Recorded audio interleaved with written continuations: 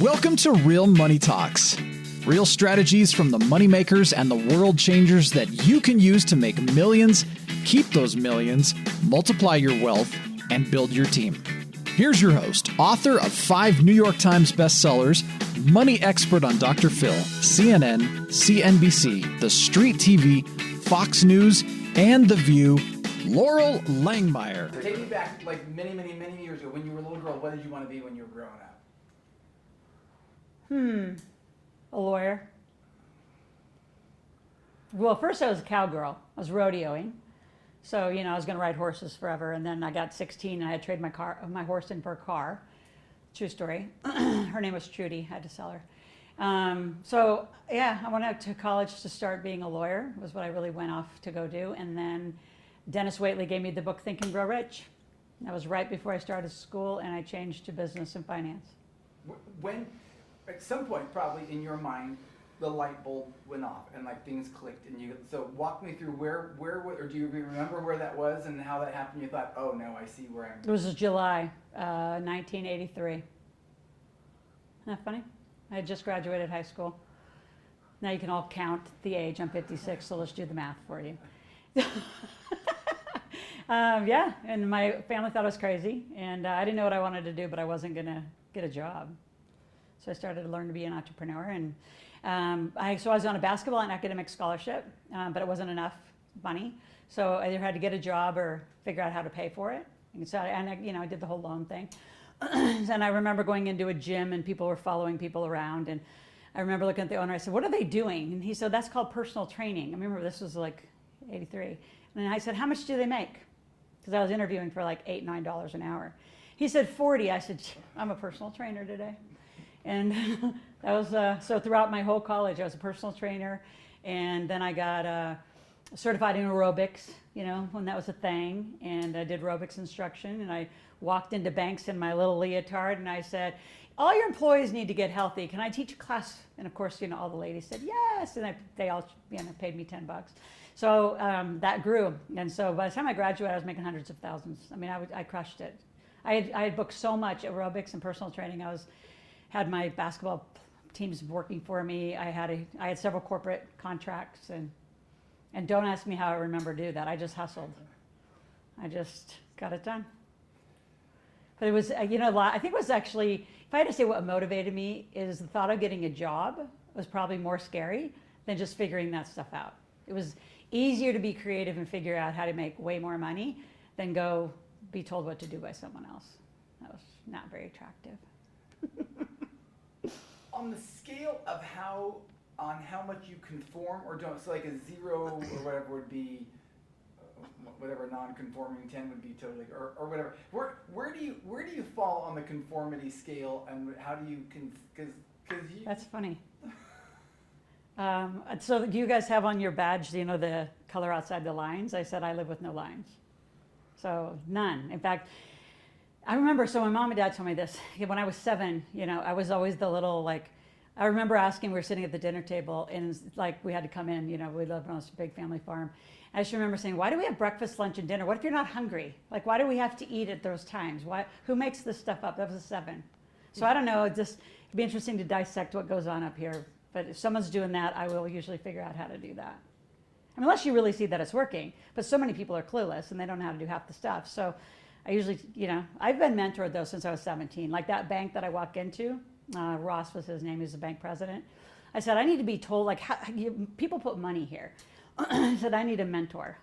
At 17, I didn't know what it was. He said, "Well, what are we going to do?" I said, "I just want to talk to you." And that's how my first mentoring began. And then a couple years later, I got introduced to Born Rich and Bob Proctor. And I remember about 20-ish years old. And he's like, "It's $25,000 to work with me." I said, "You understand? I'm a college kid. That's funny." I mean, I kind of was making money. But it's interesting. I would rather figure it out and have more certainty in what I know how to perform than conform. That was just an odd behavior all along. Yeah. You and your title of the Millionaire Maker, tell me how that title came about. Did you claim it yourself? Did someone give it to you? How did that come to be? McGraw-Hill gave it to me. So so a little trajectory for those watching. So I did the fitness thing. I got a master's in exercise physiology because I didn't want to get a job and didn't know what else to do, and companies were paying me. So I got a master's, and then I got a job, or actually it became a job. First it was a contract with Chevron to build 272 fitness centers on the offshore oil rigs. At 24 years old, I remember flying back, and they, I said, I'll figure out how to do this. So I said yes, had no idea what I was doing. Moved from Nebraska to New Orleans. That's kind of began my, and but then during that time I couldn't afford the helicopter insurance, and I ended up having a job for Chevron, which then took me around a lot of places. Landed in San Francisco. And then 1996, Bob Proctor said, there's somebody you need to meet, a man and a woman. And he built this game. And he said, you need to fly to Scottsdale, like the next day. And I was like, I can't fly to Scottsdale the next day. He said, you have one chance. So I flew and I sat around Sharon Lecter's kitchen table. And I walked out and I became the master distributor of the cash flow game. I went back and I quit Chevron, followed a Japanese guy in a game around, because nobody knew who he was until 98, 97, 98. So that's kind of the trajectory. And then 99 became a millionaire in real estate and gas and oil. And then fast forward. So I loved Jay Conrad Levinson's marketing stuff. Loved it. And this was before, I think, Infusionsoft and Keep, and I was in ACT and all these. But I remember really young Bob said, whoever monetizes the biggest databases win. And I thought, well, what's a database? So I'm saving every card and putting it on a spreadsheet. And I remember ACT was my first one. And then I don't know, then I hire people to help me do that because I'm not very technical. So I would just have people keep moving this little database along. And Jay Conrad Levison I followed meticulously. And I said, well, if you're doing guerrilla marketing books, I want to do a guerrilla wealth book. And he said, we do what marketing? Are you not getting the memo? I said, no, we have to do the book. So I did what I do. And I said, I'll make you more money as an author than all the other authors. So I got the book Guerrilla Wealth. And then McGraw-Hill called me and said, we need you to write. Susie Orman talks about just how to stay safe. You make millionaires in real estate. And I said, they just go to tours and they follow me around. Like I didn't really have a system. And so we began the book. And so McGraw-Hill, I said, what are we going to call it? Like Financial Freedom was a name, Financial Directive. We had all these funny names. And then they did a focus group with Barnes & Noble. That's how I've learned how to do a lot of my stuff. It was brilliant. It is whole focus group, and the focus group named it. And they came back and they said, you want to be the millionaire maker? I said, what? Like, no, like, what? And I said, yep, why not? I'll take it. And that became the book. And that became the beginning of this chapter. This was a very different chapter than the one before. You have morphed and changed into so many things over the years. It's hysterical. When people ask you now what you do, what do you say your occupation is? What do you, like if you say, I am a, whatever, it's 2021 and my job is whatever. I'm still the millionaire maker. But I'm starting to have I have a new chapter coming.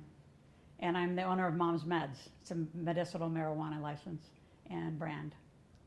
Because I think we need to kill the opiates. And I think you know me well enough, Darren. When I get on a rant, we're going to go for it. But, opiates are killing our world. And too many are given for just simple ADHD and simple stuff that you don't have to take those drugs. And not that I think kids should be taking marijuana at a young age, but we're doing a lot of NIH studies. I have a brilliant doctor in Orange County, he has 17 marijuana studies on dementia, Alzheimer's, seizures, 17 medical claims. And it's like a little tiny microdose stuff, not get high, none of that stuff. So I'm moving into making millionaires in marijuana. It's coming soon. What? Probably not what you thought I was going to say. I didn't. Probably. And I'll still do the Millionaire Maker. I got a lifetime, promise to it. And the next generation's coming up behind on who's going to be, taking the reins and doing a lot of, especially the tax and the corporate structure and the trust. That team's forming in the next generation already in the 20s. We know who that team's going to be. I was going to ask this later, but I'll ask it now just to make sure. What is your legacy? I want this financial conversation to have changed and left this place differently. Because we're not taught financial literacy. It's pathetic what we're taught. We're not even taught to balance a checkbook. You're not taught a P&L on a balance sheet. We're not taught any of that. I mean, just to walk around in a day, this is my new homework assignment I give everybody now, just to walk around in a day, how many financial transactions you have unconsciously did. So you've either rent or somewhere you slept, right? So that's a financial transaction. You got somewhere, either Uber, you own a car, you bought gas, you eat food, you drink water, you have a phone, you have Zoom, you have cameras. I mean, there's probably 10 to 15 financial things that happen in your day, and most people do it unconsciously. So I want to wake people up to financial literacy. I mean, money's right up there. It's not important, it's critical. I mean, you know what I mean? Like, I think some people say, oh, money's not that important, you don't need it all. Yeah, but you pretty much can't function without it. I mean, it's why there's such a big question on digital currency is, can you transact? Can you go to the grocery store? Can you buy water? Can you buy gas? You know, until it becomes very transactable, people won't trust it. But it's coming. And the pandemic has rushed it to the starting line. So the legacy is to leave this place with some financial literacy tools. I have a new book coming out in April. Got to say that, 2022. It's how to make your kids millionaires. So we walk from 0 to 21. And I have a lot of really ninja high strategy and how to put your kid through school. So my son's 22 now, who will become a CPA. That's part of what we'll be holding the fort down as we leave. And so what's interesting is, you know, when I go watch my son play football, I also go see my partner. So he's been signed on to entities, got an LLC for his birthday, 18 years old. So we teach it seriously. And people don't know. You know, I've been at UCLA, Steve was with me, and a whole bunch of entrepreneurial training. And I said, if you're 18 and you're here in entrepreneurial college, why don't you have an LLC? They're like, what's an LLC? Oh my God. So I want that to shift. I want people to know, I mean, they can be an entrepreneur, they can be an employee, but that choice isn't given. Everybody's forced through the employee ranks for education. And they should have a choice. I've had a pretty fun life being an entrepreneur. Yeah. So I don't know the exact. What's your payday? When it all comes down to, what is it that you love doing that every day that, like, you know, because you can do anything you want. I mean, you can retire now if you want to, but what is it that keeps you going, and what's your, you know? I'm still mom. Right now, I'm having a lot of fun with my kids. My son's 22, very active in his, you know, college and development. And in fact, just I was there last weekend working on his resume and, you know, just what that's all going to look like, and him becoming his, like, I love being that involved. And my daughter's 15, beautiful freshman in high school. Mom, right up at the top of the list right now. And then of people that you work with, because I work with a lot of your people, and some of them, they're in different levels of competency. You mean my clients? Yeah. Oh, I got the babies. Yeah, I got the babies, and I got the multi-millionaires. Like, I got the ultra millionaires, I got the babies. I have a huge range. So, you know, it's so funny, like, being especially at a conference, you know, here, like, everybody's walking around, what's your avatar? It's like the human race. Like, it's just big, because everyone needs financial literacy. So it's actually made it kind of difficult to market the brand, actually, because what do you do? Well, we teach financial literacy, and eventually you'll become a millionaire. In fact, I was on a show a little earlier today, and the guy said, do you really have to be a millionaire? I said, well, God, at least be a 100,000-aire. I mean, anything less, a little rough to be an entrepreneur, because you can't hire people. You don't, I mean, 100,000, let's just kind of break it down. You're going to live on a bunch of it. You're going to be taxed on some of it. And then there's not enough, and there's either not enough to invest, or you just spend it back into your company. So how many decades is that going to go on before you actually can be free? And it doesn't work, I can just tell you. So, you know, I'm a passion. I like, let's get past that 100,000 mark as fast as you can. Because then you have the money to hire people. Then you can kind of have a life, and you have money to invest. So I'm probably more committed to the entrepreneurial getting past 6 figures so they can be a human to work with than I'm probably making a millionaire. Millionaire's great, but that if they can't get past 6 figures, it's sort of impossible. It's rough for them. But what were you going to ask me about those people? Their interesting range? Yeah. What do you take greatest satisfaction on helping them achieve, I guess? A result. I'm just going to say a result. Like, and COVID's given so many people an excuse to just be complacent. I'm going to say it, I'll say it out loud, and I'll scream it from the rooftops. It's always an excuse now. Like, none of those excuses existed pre-March 2020. I mean, people had a little more hustle in them. They wanted more. Now it's just like, oh, we'll get to it. Or they've just kind of been okay living less or not hanging out. Like, you know what I'm probably going to miss the most? Is the world. I'm going to miss it, and I'm glad I did it. My kids are glad we did it. I took my kids all over the world. They've been to 6 of the 7 continents. And don't know in this era if that would even not only be possible if we tolerate it. So thank God we did that. Both my kids. My daughter doesn't remember it as much as Logan, but Logan remembers it vividly. You know, meeting Colin Powell to Tony Ryan Blair. We were on the Trump tour when that whole thing existed, the whole Rich Dad, you know, Poor Dad tour. You know, did all the Asia tours, Australia tours, Africa tours, Dubai, UK, been all over. So those were great days, great days. So what gives me the best is just when they get a result, right? They go for it. They hit that six figures. They become accredited. They learn to raise capital and they win. I mean, I love watching that. And I you know, I'd say there's a lot of clients who sign up and they're just not hungry, not enough.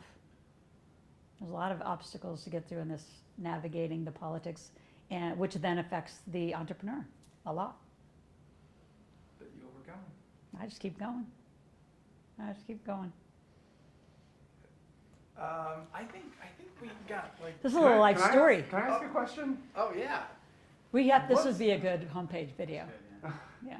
I've never. Some of this stuff has never been recorded. Wow. This is here. Like, Steve's going. I was doing that about you. So, I don't know. Just in a. What's the hardest part about what you do? The criticism. The criticism. Yeah. The criticism. Can you actually rephrase that by saying the hardest part about what I do? The hardest part of what I do is the criticism.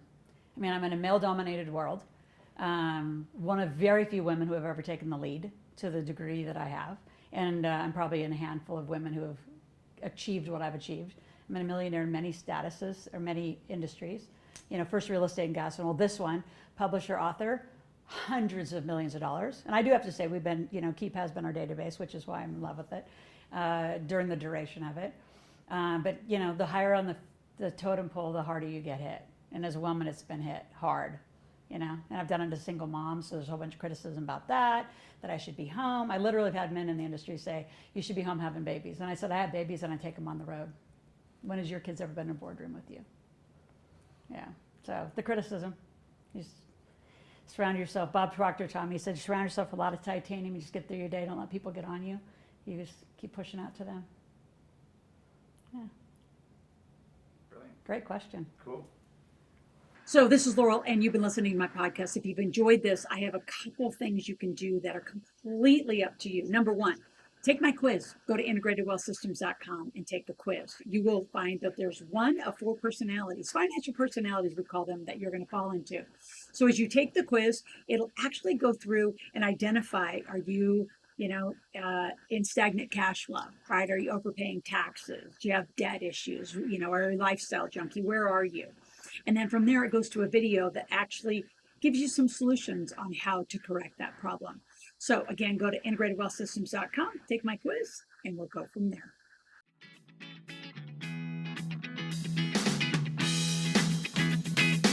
Thanks for listening to the Real Money Talks podcast.